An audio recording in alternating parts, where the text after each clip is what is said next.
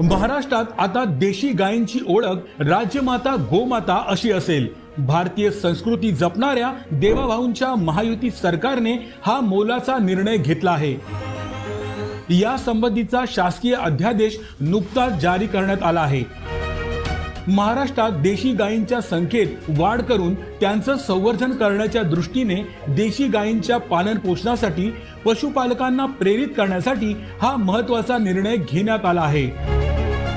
राज्यात देशी गायींच्या संवर्धनासाठी प्रति गाय प्रतिदिन 50 रुपये अनुदान देण्यात येईल।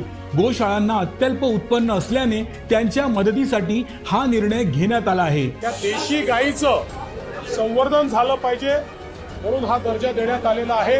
आणि एवढंच नाही तर ज्या ठिकाणी पांजरपोळा